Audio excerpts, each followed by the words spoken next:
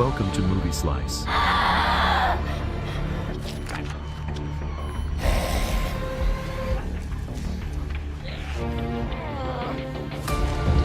Quick, fun recaps of your favorite movies, sharp, funny, and to the point. Hit subscribe and get your perfect slice of cinema. The story of Forgive Us All starts with a woman named Rory, who was devastated after her husband Connor's burial. She was overwhelmed with years of grief because she was losing everything around her. At that time, a widespread virus had wiped out many people, and literally, the survivors could be counted. The world was ending. She goes to see her daughter Maddie, who was also infected by the virus. This virus turned people into something like a mix between zombies and cannibals. Unfortunately, her daughter also died, but suddenly she too transformed, and Rory was shocked and didn't know what to do, especially since, when her husband turned, she was the one who ended his suffering. So, it was hard for her to deal with Maddie, who then jumped on Rory and bit her. 2 years passed since the death of her husband and daughter, making it 4 years since the virus outbreak. Rory wakes up to the sound of the radio broadcasting the news, which was talking about a new organization that had taken control of the entire country. This group claimed to be protecting people in camps, but in reality, they were imprisoning them, and anyone found outside was killed. Rory turns off the radio. She looks at her daughter's drawing on the fridge, a bug Maddie loved to draw. Rory takes her weapon and goes out for a walk, where she is seen by Otto, her father-in-law, who lives with her in the cabin. He tells her not to go far because it's dangerous, but she reassures him. The world was deserted and completely destroyed. The virus had devastated the country. At this time, we see Noah, who is fleeing on horseback from members of the organization. He outruns them and meets someone waiting in the forest, telling him he stole the sample of the cure from them. Noah is wounded by a bullet, and the man tells him to go, while he stays behind to delay the pursuer. Noah initially refuses to leave him, but he has no choice and leaves, taking the man's cap so they'll think Noah is him and chase after him. Eventually, they catch up to the man, and there's a shootout until a woman from the organization sneaks up and knocks him out. When he wakes up, he's confronted by Logan, the camp leader, who tries to force him to reveal Noah's location, but the man refuses. After repeated questioning and provocations, Logan kills him. Noah hears the gunshots and realizes his friend is gone. The girl with them is upset and tells Logan they should have taken the man to the camp instead of killing him, but Logan dismisses her and tells the group to go search for Noah. Meanwhile, Rory is sitting by the river, remembering her daughter and feeling tempted to join her. She hears a sound and finds a horse, surprised to see it alone, with the organization's symbol on it. She realizes it belongs to the bad guys. When she sees someone lying on the ground, she gets scared, prepares her weapon, and approaches cautiously, nudging him with her foot in case he's infected. It turns out to be Noah, who is wounded. When she checks his bag, she finds a keychain shaped like the bug her daughter used to draw, so she decides to leave without helping him. But her heart softens, and she takes him on the horseback to her house. Otto had gone out hunting rabbits, and then to the river to wash his hands. When he sees people in the distance, he quickly hides, but they pass by, so he gathers his things and goes home. Rory arrives at the house, takes Noah and the horse to the barn instead of the cabin, lays him down, and locks him in the storage room, taking his bag with her. They had security cameras around the house for protection. Rory opens Noah's bag and finds the sample of the cure and other items. She is overjoyed when she realizes it's a cure for the virus. At night, Otto returns. Rory is hesitant to tell him what she did, but she goes to sit with him while he cooks the rabbit. He tells her what happened to him that day and that he saw members of the administrative authority by the river, warning her to stay inside so she wouldn't be taken to a camp against her will. She tells him to forget about that and says she has a big surprise for him. When she shows him Noah and the horse, he is shocked and argues with her, saying she shouldn't have brought it. She tells him she found a cure with Noah that might help them, but Otto gets angry and says he'll take Noah away at dawn and leave him somewhere. He goes inside and shuts the windows because a strong storm is coming. The storm begins as they eat, but Rory has no appetite. Otto tells her to eat the rabbits, promising to hunt a deer tomorrow, and says he wants to add more cameras around the house. He plans to look for more cameras in the forest the next day, but Rory doesn't want to talk or respond. He asks her why she's upset, realizing it's because she doesn't want to abandon the injured man in the barn. He tells her it would be dangerous to keep him, and that they'll drop him near the camp tomorrow. She retorts that there's no one left alive anyway. His granddaughter and son are dead. Otto says it's not their fault they died from the virus. She gets angry, tells him good night, and goes to her room, but she can't sleep.